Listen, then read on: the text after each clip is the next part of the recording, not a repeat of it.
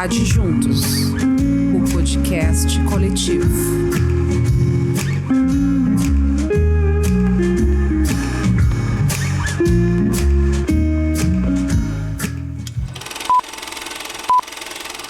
Telas Latinas. O nosso cinema com Luiz Alberto Cassol.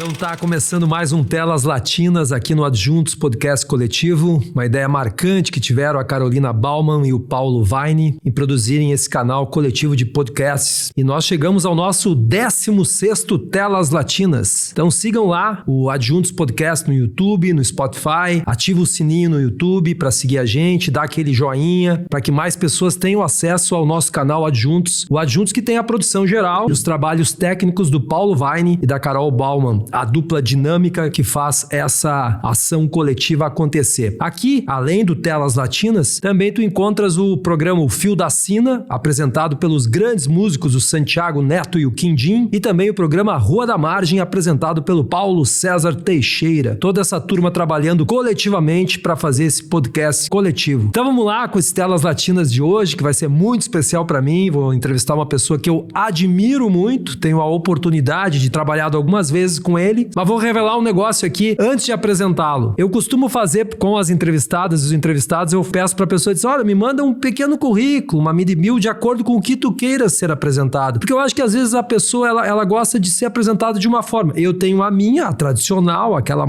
pouco mais clássica, assim, e às vezes fica meio careta. Então eu prefiro que a pessoa diga assim, como é que tu... E vem as mais diferentes apresentações. Então, o convidado de hoje me mandou o mini currículo dele. Então, nada mais, nada menos, senhoras e senhores, que Marcos Breda está conosco. E o Breda me disse assim, meu nome é Marcos Breda, tenho 63 anos e sou ator, locutor e professor desde 1980, trabalhando em teatro, cinema, televisão e publicidade. Tenho no meu currículo 45 peças de teatro, como O Homem e a Mancha, Oleana e Arlequim, Servidor de Dois Patrões, 43 filmes como Feliz Ano Velho, Chama-me Bel e Um Dia 5 Estrelas, entre tantos que nós vamos falar, 57 trabalhos em televisão, como as novelas Vamp, Além da Ilusão e A Rainha da Pérsia, além de várias incursões em publicidade. Sou formado em letras, com mestrado em teatro e também professor de inglês. E nas minhas poucas horas vagas, ainda sou astrólogo, piloto de kart e capoeirista. Seja bem-vindo, Marcos Breda. Obrigadíssimo, eu fico muito honrado por esse convite para essa entrevista. Você que é meu querido amigo, colega de trabalho, a gente já fez algumas coisas muito legais juntos e essa entrevista é mais um desses momentos dos quais eu muito me orgulho. Obrigado. Breda, no meu dever de casa, que é fazer uma investigação sobre a tua vida, ouvir outras entrevistas e uma série de coisas, eu também vou lá no tradicional, né, onde fala, e tu tem vários lugares que falam sobre a tua vida, tá? Mas eu encontrei algo aqui especial que é o teu nome, né? Marco Antônio Dornelles Breda. De onde é que o Marco Exato. Antônio Dornelles Breda virou Marcos Breda? Então, essa história vem de 1980. Eu estava começando a trabalhar como ator e uma namorada minha, que era numeróloga, ela sentenciou, esse teu nome é péssimo numerologicamente. Aí ela falou, vamos fazer umas modificações. Eu, ao mandado, apaixonado, falei, topo, o que você manda tá mandado. E aí ela falou, vamos cortar o Antônio, vamos cortar o Dornelles, mas deixa o S do Dornelles ali no meio. Então ficou Marco Breda. Aí ficou Marcos Breda. 44 anos depois, sobrevivi até agora, eu acho que ela estava certa, né? Então... Marcos Breda, eu te diria que Bredinha, ela estava muito certa, Breda. Olha a carreira, olha tudo que tu faz, né?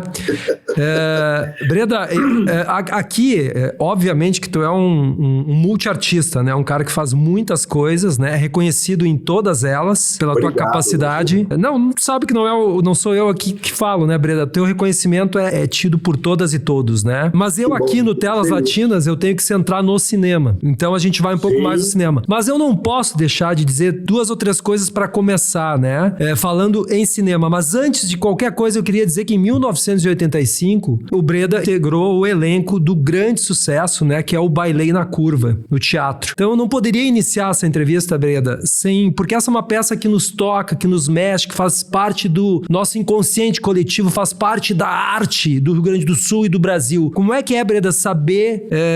Desculpe se a minha pergunta pareceu um pouco piegas até. Como é que é fazer parte da família Bailei na Curva? É uma coisa da qual eu tenho muito orgulho, cara. Na verdade, o Bailei na Curva original estreou em 1983, outubro de 83. E eu não fazia parte do elenco que estreou o espetáculo. Eu entrei durante o ano de 85 e eu fiz o Bailei durante o ano de 85 todo. E depois voltei a fazer o Bailei em 94, 95, quando a gente completou 10 anos, enfim. E foi uma coisa que eu tenho muito orgulho de ter participado. Inclusive agora, quando o Bailei completou 40 anos, teve uma sessão no São Pedro, eu fui assistir, fiquei super comovido, o Júlio até subiu no palco para falar algumas coisas e tal, e até citou a minha presença na plateia, o pessoal aplaudiu, ele fez alguns elogios assim que me deixaram muito emocionado, assim. Então eu tenho muito orgulho de ter participado dessa trajetória, ter feito parte dessa história, e assim como outras coisas que assim, por exemplo, esse grupo que fez o Bailei na Curva,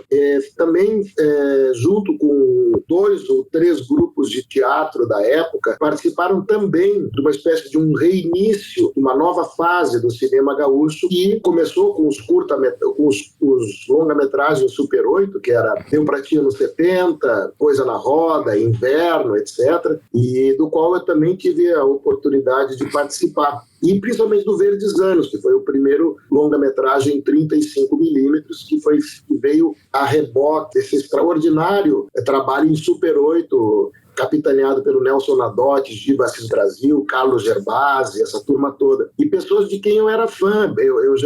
O 20 Sonhos era um grupo que eu pedi autógrafo dos caras quando eu fui assistir Schools Out. E depois, 2 anos depois, eu estava trabalhando com eles. Assim. Então, uma das melhores coisas da profissão é você poder ter o privilégio de trabalhar com pessoas que você admira, por quem você tem carinho, respeito, admiração. Então, nesse sentido, acho que eu sou um cara de sorte, porque eu trabalhei, tive a oportunidade de conviver, trabalhar, aprender e bater bola com muita gente talentosa, do qual eu tenho orgulho de ter, durante uma época da minha vida, algumas mais longas, outras não tão longas, mas muita gente boa e talentosa com o qual eu tive o privilégio de conviver. Então, o Bailei na Curva, sem dúvida, é um desses momentos que eu guardo com imenso carinho nas gavetas da memória e do coração. Que lindo, Breda. Pois é, a minha busca pela tua trajetória, apesar de conhecer um pouquinho dela, eu fui em busca de algumas entrevistas tuas. E no Matinal, né, tu responde e em determinado momento tu fala exatamente sobre isso, que é o prazer de poder ganhar, viver e sobreviver com aquilo que tu gosta de fazer, né? Trabalhar, né? Mais ou menos, tu até brinca com a história do Mastroianni lá, né? E aí tu matou um pouco da minha segunda pergunta, mas vamos lá. Como é que foi conviver com aquela turma lá, com a geração Super 8 de Porto Alegre, que revolucionou, de certa forma, o cinema gaúcho e brasileiro? Foi um momento muito importante, né? Na verdade, o início dos anos 80 em Porto Alegre foi muito efervescente, né? Tinha muita coisa acontecendo, muita gente começando suas carreiras, não só em teatro, cinema, mas também na música, por exemplo. Eu me lembro de ter assistido um dos primeiros shows do Ney Lisboa, primeiros shows da Adriana Calcanhoto, tanta gente talentosa que eu tive o privilégio de assistir as suas primeiras incursões nos palcos, etc., em música. Naquela época, todos esses cineastas que eu citei, o Jorge Furtado, Zé Pedro Goulart, Giba Assis Brasil, Carlos Gerbasi, Nelson Nadotti, todos esses estavam começando as suas trajetórias, assim como eu, e eu tive o privilégio de poder participar de alguns trabalhos que fizeram parte daquele momento. Era um momento muito, tu deve lembrar, Você é jovem, mas deve lembrar. Não tão jovem. Não tão jovem. Naquela época, Oswaldo Aranha, A Noite, O Bonfim, era uma onda, assim, tinha o Bar do João, tinha o Lola, a Esquina Maldita, ali na frente do Ocidente, onde tinha uma funerária, né? E naquela época tinha os pós-hippies e os pré-punks se reunindo e se misturando ali no Ocidente, enfim. Foi uma época muito efervescente, até porque é uma época pós-ditadura militar, onde a gente estava na abertura. Eu lembro que a primeira peça de teatro que eu estreei, que era uma Hatsad, do Peter Weiss, a gente estreou no Teatro Renascença. E era uma época em que ainda existia o famigerado ensaio para a censura. Sim. Onde um censor, com o texto da peça na mão, sentava na plateia e a gente apresentava o espetáculo só para ele, antes da estreia, para ele checar se tinha alguma coisa imprópria, alguma coisa imoral, indecente, que atentava contra a tradição, a família, Deus, pátria, família, moral e bons costumes. Sempre grandes palavras na boca de grandes canalhas, né? Então eu me lembro dessa época onde a gente começou, que a gente estava saindo da longa noite da ditadura militar, e então tinha uma criatividade represada, vamos dizer assim, que eclodiu na forma de muitos trabalhos em teatro, cinema, televisão, música, poesia, pintura, escultura. Porto Alegre era muito efervescente, eu me lembro, nessa época. E talvez o meu olhar dessa época seja um pouco, digamos assim, matizado com as memórias, com o afeto que reveste essas memórias, né? A gente não lembra do que aconteceu, a gente lembra daquilo que o nosso afeto coloriu, né? Uma espécie de um processo de colorização, né? A gente tem aqueles filmes antigos, muito antigos, preto e branco, que o pessoal coloriza. A nossa memória tem esse poder, né, de colorizar com os nossos afetos os momentos que a gente viveu. E eu me lembro com cores muito vivas. Essa época, essas experiências, as coisas que aconteceram. Era uma época de universidade, eu estava fazendo engenharia na URGS, na verdade, estava largando a engenharia da URGS para fazer letras e teatro e cinema, enfim. Então foi uma época muito turbulenta, sobretudo para os meus pobres pais, que ficaram desesperados de ver o filho largar a engenharia para começar a fazer teatro, cabeludo e comunista, com toda certeza. Né? Tu chegaste a tentar, tu fizeste 2 cursos de engenharia, né? Isso? Eu fiz 2 anos, eu sou barra 78, eu fiz o vestibular de 78, entrei na URGS, engenharia mecânica, fiz 78, 79 engenharia mecânica, 80, 81 engenharia de Minas, aí no início de 82 eu larguei o curso. Eu era péssimo aluno, medíocre, odiava aquilo. E aí... Foste para as letras. Me mudei para letras. E aí me formei em letras, português, inglês e literatura. E, aliás, a minha formatura demorou muito, porque eu estava quase sendo jubilado. Porque quando estava para acabar, faltavam 4 disciplinas, um semestre só. Eu me mudei para São Paulo por causa do cinema, para fazer Feliz Ano Velho, o longa-metragem, e isso me atrasou a minha formatura até que eu acabei me formando em 1990, e junto comigo outro dinossauro de 30 anos, todo mundo tinha 20 e poucos anos se formando, mas a turma tinha 2 dinossauros de 30 anos, que era eu e o Léo Enquim, o guitarrista, multi-instrumentista. Então nós temos uma foto. Já teve participando aqui também do Adjuntos, do Fio da Sina. Eu adoro o Léozinho Enquim. Foi por conta dele que eu comecei a aprender bandolim, porque uma vez eu vi ele tocando bandolim, achei aquele instrumento tão bonito, que eu me matriculei na Palestrina para estudar bandolim. E o Léo se formou junto comigo no curso de letras, assim, os velhos se formando de 30 anos, junto com a gurizada de 19, 20, 21. Era uma época muito cheio de coisas acontecendo tudo ao mesmo tempo agora. Nessa época que eu me formei, inclusive, eu nem morava mais em Porto Alegre, já estava morando no Rio, mas voltei em Porto Alegre para fazer a última disciplina que faltava, me formei, e aí sim, o que me possibilitou aqui no Rio voltar à universidade, fazer mestrado, etc., mas aí já é uma outra parte dessa história. Bueno, mas foi a partir do Feliz Ano Velho que tu recebe o prêmio de melhor ator no Festival de Gramado, Feliz Ano Velho, filme de 1986, né? Que aí tu tem esse reconhecimento e parte para São Paulo. Depois eu queria lembrar aqui que tu recebeu o Kikito de melhor ator em Gramado, também pelo curta Sargento Garcia. Também tu recebe o prêmio APTC pelo filme Sargento Garcia e 2 filmes em uma noite. E sobre o Sargento Garcia, eu me lembro de uma situação eu estava lá em Gramado e o Tuti Gregianin, o diretor, ele disse assim, porque o curta tinha entrado na Mostra Gaúcha e na Mostra Brasileira à noite, né? E à tarde tinha sido exibido ali na Mostra Gaúcha, no Teatro Elizabeth Rosenfeld, que fica ali atrás da rua do Palácio dos Festivais, onde acontece o Festival de Gramado. E à noite ele sobe ao palco e ele disse assim: gente, tá tudo bem, minha mãe assistiu o filme à tarde, passa bem, então podemos assistir ao filme agora à noite. E eu achei essa frase, sempre levei pra mim assim.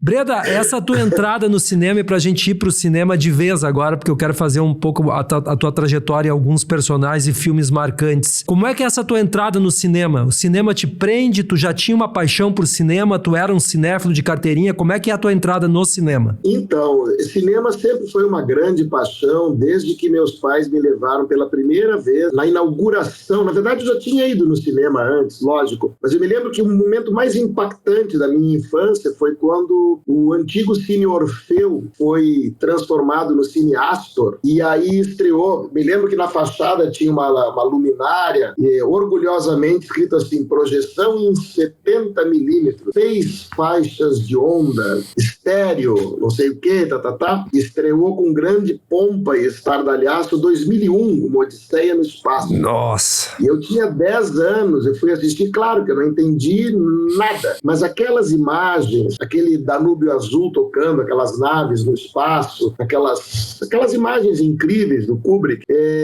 me impactaram de tal maneira que acabou esse sendo o filme da minha vida, o filme que mais vezes eu assisti. Eu assisti mais de 100 vezes esse filme. Eu comprei não só o livro original do Arthur Clarke, que foi adaptado pelo Kubrick para o cinema. Na verdade, esse livro gerou uma tetralogia, né? É 2001, 2010, 2061 e 3001. Isso. Né? Só os 2 primeiros viraram longa-metragem. Mas esse primeiro filme, o 2001, eu fiquei completamente mesmerizado, para usar uma palavra metida besta. Tanto que quando eu fui morar na Inglaterra um tempo, exatamente entre 2000 e 2001. E em 2001, eles fizeram uma cópia remasterizada do 2001 em 70 milímetros em Londres e colocaram em cartaz. E eu me lembro que eu fui no cinema, assisti aquela experiência fantástica, porque todo mundo, qualquer pessoa que já tenha assistido 2001 sabe do que eu estou falando.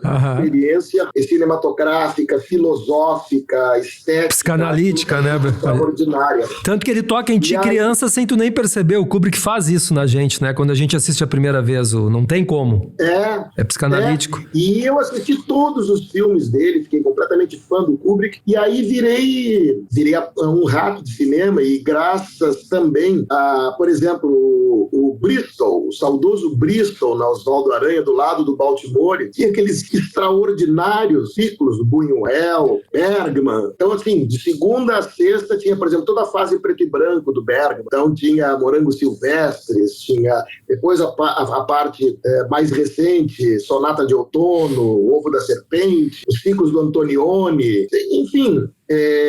Eu era daqueles que na época ia ao cinema praticamente todos os dias, né? E cinema sempre foi uma grande paixão. Mas depois disso, eu assisti, claro, não só os filmes do Teixeirinha, né? Naquela época. Eu ia, por exemplo, eu estudava no Colégio São João e tinha o Cinema Rosário ali perto, onde tinha sempre programação dupla. Você comprava o ingresso e assistia 2 filmes. E invariavelmente era filme de Kung Fu e filme pornô. Sempre era essa dupla, sexo e violência. Aliás, os 2 temas favoritos, dois dos temas favoritos dos filmes do Kubrick, né? O Kubrick sempre lidou com esse binômio do desejo e da violência, como uma coisa interpenetra a outra, enfim. E eu me lembro que assisti incontáveis filmes ali no Cinema Rosário, antigo Cinema Rosário, e nos cinemas que eram perto da minha casa. Eu morava na Benjamin, tinha o Cine Astor, tinha o Cine Presidente, tinha o Cine Eldorado, tinha o Cine Rosário, e eu ia direto em todos eles naquela época e tal, e depois assisti aqueles filmes Super 8 e tal, e até que eu fiz minha primeira ponta em cinema, que foi O Inverno, do Carlos Gervasi, que o Werner Schünemann protagonizava, e eu fazia literalmente uma ponta, uma participação, uma figuração. Tem uma cena que se passava na frente do antigo Ribs, e eu tinha uma moto, eu estava ali simplesmente conversando com algumas pessoas, ligava a moto e passava na frente da câmera. E era isso, minha fulgurante estreia do cinema, despontando para o anonimato, né? Mas depois disso, o Sérgio Silva me chamou para fazer um média-metragem Super 8 chamado As Margens Plácidas. Saudoso Sérgio Silva, é verdade, esse curta é um curta muito falado aqui no Rio Grande do Sul, né? Muito falado. Então, eu fiz esse curta-metragem, foi meu primeiro trabalho em cinema, em que eu ficava mais do que um segundo em cena, e depois disso, eu assisti aqueles curtas, aqueles longa-metragens Super 8 e tal, até que eles foram fazer o Verdes Anos. E aí me escalaram para fazer um dos papéis lá. Foi muito legal ter feito o Teco. O Teco, de Verdes Anos. Foi um filme feito na base da guerrilha, onde a gente filmava 1.1 por 1. A gente filmou tudo praticamente take 1, valeu. Uhum. Basicamente, acho que uns 2 ou 3. O Giba Assis Brasil me corrigirá se eu estiver enganado, mas acho que foram 2 ou 3 take 2 e 1 take 3. Né? O resto era tudo de primeira, que não tinha negativo. Era isso. Então a gente tinha que ensaiar bem as cenas antes para que as coisas não dessem. Eu estava falando antes de a gente começar aqui a nossa entrevista, estava falando com o Paulo e Cacoral, com os produtores do podcast, exatamente sobre isso, sobre o quanto era caro filmar em película, né? Então tinha que se ter muito ensaio, né? E esse 3x1, que era filmar 3 para 1 valer, às vezes era 1 por 1, tinha que ser o take valendo. Era 1 por 1. Era praticamente 1 por 1. Breda. E na época você tinha que dublar tudo também. Isso, que é outro. Eu queria falar contigo sobre alguns personagens, assim, no cinema que são marcantes, de filmes marcantes, mas que tu estava lá. Por exemplo, tu estava lá, né, como o Apache o dia em que Dorival encarou a guarda, que pra nós é um filme também da cinematografia gaúcha e brasileira e mundial. Ele é considerado um dos principais curtas mundiais, né?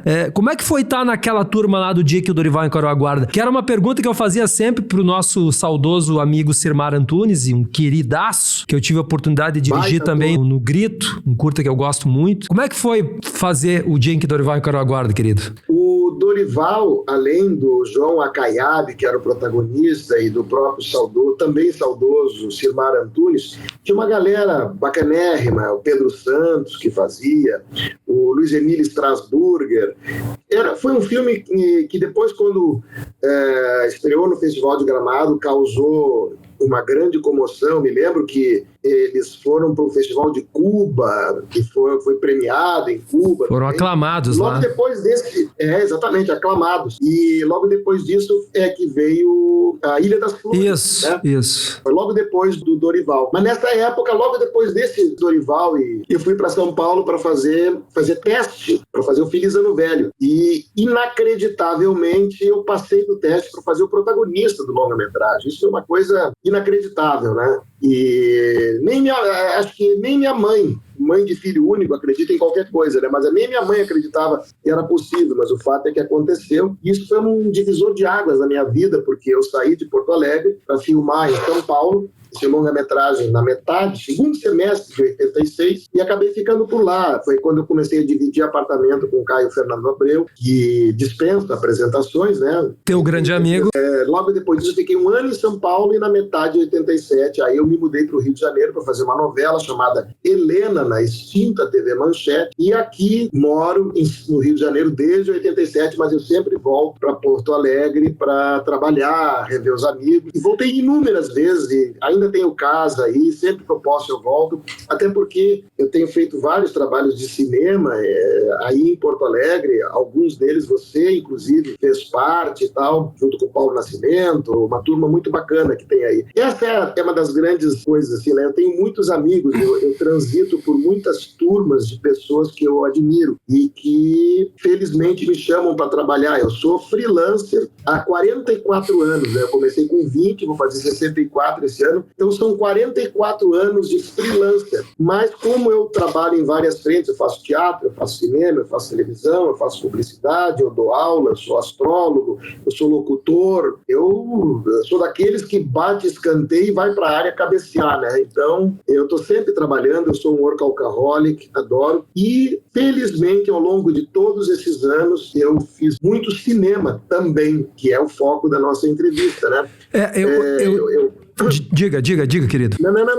Eu estou querendo dizer que, por exemplo, nos últimos anos, em maio de 2022, eu sofri um acidente horrível de moto, que eu estilhacei a minha perna esquerda. E durante esse tempo, esses 2 anos, entre outros trabalhos, eu fiz 2 novelas, uma série, uma peça de teatro, e fiz 5 filmes de muleta, de cadeira de roda, de andador. Eu me lembro que eu rodei um longa-metragem do Chu, que era o Berra, que fazia a direção de fotografia, e o Chu, e eles refizeram a decupagem de várias cenas para poder proteger o fato de eu precisar de muletas para caminhar, né? Então, isso me deixou muito comovido na época, porque eram profissionais que sabiam que tinha um ator, que estava passando por um momento muito difícil, muito doloroso, mas que precisava trabalhar. Então, eles possibilitaram isso através desse olhar carinhoso, dessa mudança técnica de decupagem das cenas, para que eu pudesse fazer o filme apesar de estar mancando muito, assim. Foram 6 cirurgias em 2 anos, e durante esses 2 anos eu fiz muito cinema, durante esse processo de recuperação também. Então o cinema me salvou mais de uma vez ao longo dessa trajetória. Mesmo machucado, mesmo mancando, o cinema mudou a minha vida, né? No sentido de que durante a minha adolescência, o tempo que eu ainda morava em Porto Alegre, fez boa parte da minha formação ética, estética, intelectual, por conta de todos os filmes que eu assisti. Foi o cinema que provocou essa mudança de direção na minha vida. Eu saí de Porto Alegre para morar em São Paulo, graças ao Felizano Velho, e o cinema continua dando as cartas da minha vida, promovendo mudanças, me possibilitando sobreviver, me possibilitando continuar a aprender depois de todos esses anos. Por exemplo, nesse momento que nós estamos gravando essa entrevista, eu estou há uma semana término das gravações de uma novela chamada Rainha da Pérsia, da Record TV. E 2 dias depois eu começo o trabalho de preparação para um longa-metragem, Os Detetives do Prédio Azul. Claro. É o meu novo projeto de cinema. Tenho muito orgulho de fazer. Então, é um barato, porque ao mesmo tempo que eu vou dirigir também uma peça ao longo do mês de julho, de agosto. Então, é muito legal, porque depois de 44 anos, eu continuo trabalhando em teatro, cinema, televisão e dando as minhas consultas astrológicas e gravando as minhas locuções e tal. Breda, olha só, tu tem participação assim em vários filmes, vários longas, curtas, médias. Eu vou citar alguns aqui para te fazer a pergunta na sequência. Tu participa do Sal de Prata, Somos Tão Jovens, Os Senhores da Guerra. Eu peguei de 2005 para cá. A Menina que Construía Barcos, A Cabeça de Gumercindo Saraiva, Lully, Um Tanto Mais, Cordialmente Teus, Distrito 666, Sujeito Oculto, agora Um Dia 5 Estrelas, agora tu fizeste o Chama Bebel. Qual a diferença, Breda? Assim, eu já tive a oportunidade de dirigir numa segunda unidade na série Animal e na primeira temporada da série Chuteira Preta. Na segunda temporada do Chuteira Preta eu tive a oportunidade de dirigir mais diretamente ali na unidade principal. Lembro bem. O personagem Travis, aliás, uma homenagem, né, ao Martin Scorsese, ao filme do Martin Scorsese e ao Taxi Driver, né? E eu noto, assim, quando te dirijo, que tu é além de tu vir com o texto pronto e com várias referências, tu gosta de dizer o que tu acha disso aqui, tu acha que isso aqui vale, mas sempre numa composição, num diálogo. Tu coloca um caco, tu diz, tu acha que isso aqui vai ficar legal, tu acha que eu vi... E ao mesmo tempo, tu saca muito da técnica, tu sabe onde é que tu tá enquadrado, tu sabe qual é a câmera que tá né? Em que plano tu está. Isso vem da tua trajetória também na televisão, isso vem de teus estudos pelo cinema. O que te faz essa relação com o cinema, de querer sacar da questão técnica, mas querer participar ali, de dialogar com o diretor, com a diretora o tempo inteiro? Eu acho que, na verdade, vamos dizer assim, o trânsito pelas diferentes formas de expressão, de trabalho do ator, de teatro, cinema, televisão, série, cada uma delas tem algumas especificidades técnicas que você tem que observar. Então, como eu trabalhei muito em todas elas, a gente aprende um pouco em cada lugar, né? Por exemplo, em teatro você tem essa prontidão do improviso, a capacidade de se posicionar, porque é tal história. Em cinema você tem a câmera, você tem o corte,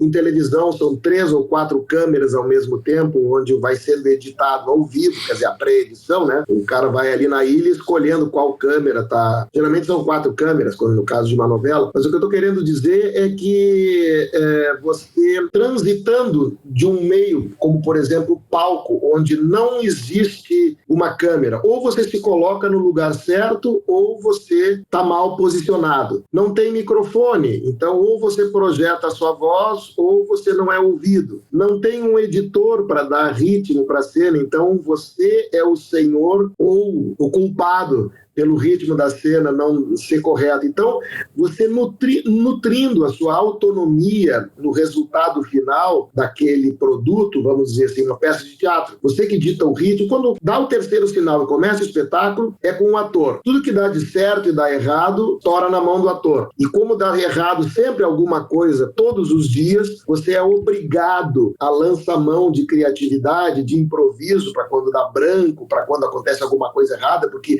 o erro faz parte do teatro, né? Então, ao mesmo tempo que é um trabalho profundamente coletivo, assim como também é o cinema, assim como também é a televisão. Então, eu aprendi desde sempre, e isso eu também gosto de colocar na conta da minha formação em teatro, porque quando eu comecei a fazer teatro, a gente fez teatro, a gente tinha um grupo que fazia criação coletiva, Vende Sonhos, que fizeram Schools Out, depois fizeram a Treina Flor, etc. E era criação coletiva. E fora as especificidades técnicas de uma criação coletiva, existia uma formação ética por trás disso tudo, que era você e o seu colega não estão ali em cena só fazendo teatro. Depois que termina, você tem que fazer a faxina, passar a vassoura, desmontar o cenário, puxar os fios.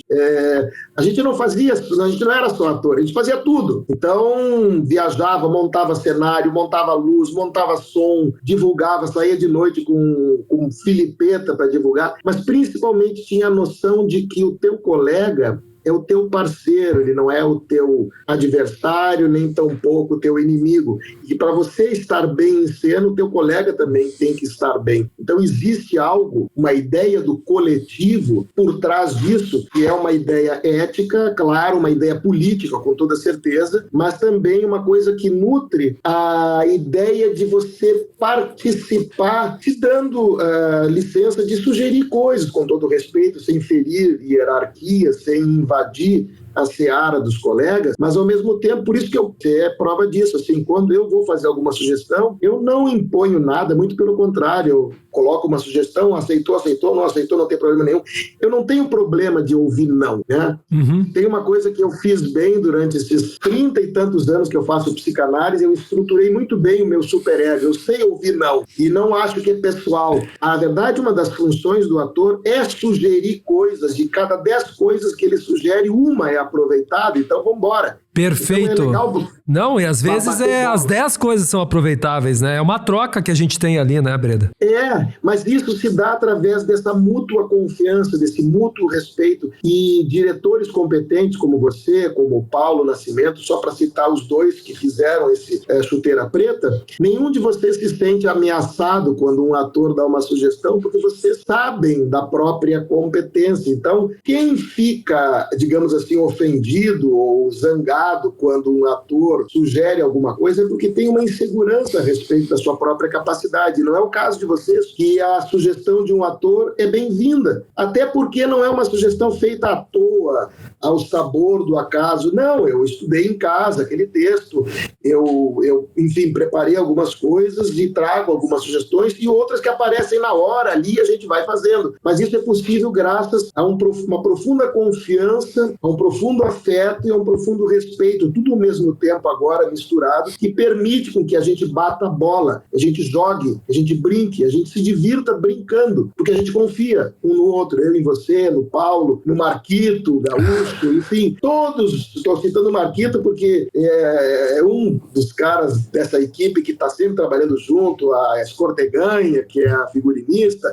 a Baby, que é a maquiadora. Eu tenho muita admiração, muito carinho, muito afeto por todas essas pessoas. Tabajara Ruas, que acabei de rodar um longa com ele. Tabajara Ruas é uma referência grande, Taba. Estética, intelectual, cinematográfica e tal. Então, porra, é do caralho você poder brincar e jogar futebol com essa galera toda, aprender com eles e eventualmente até dar um pitaco aqui e ali. Obrigado, Breda. Olha só, eu quero encerrar dizendo assim que eu tive a oportunidade de, junto com o Paulo Nascimento, te dirigir nas 2 temporadas da série Chuteira Preta, mas na primeira nós filmávamos ali na escadaria da Borges aquilo que seria a última cena da primeira temporada. Primeira temporada. E tu fizeste uma cena, cara, assim, ó, impactante, que eu me lembro, eu ao mesmo tempo que eu tava dirigindo junto com o Paulo, eu ficava olhando e dizia, pô, mas eu tô vendo isso aqui, entendeu? Que me lembrava, que me remeteu ao cinema novo brasileiro, me remeteu a Glauber,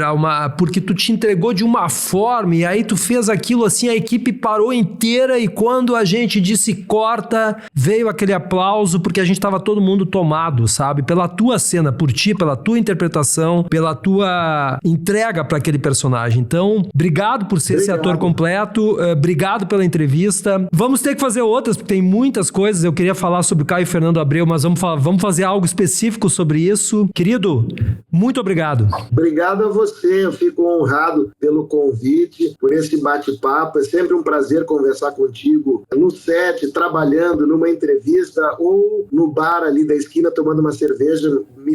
Bora combinar quando eu for a Porto Alegre. Bora, Breda. Obrigado, hein? Abração. Obrigado a você, obrigado a todo mundo aí da equipe. Tá bom, querido. Valeu. Obrigado a você. Abração. Abraço. Adjuntos, a gente pode mais.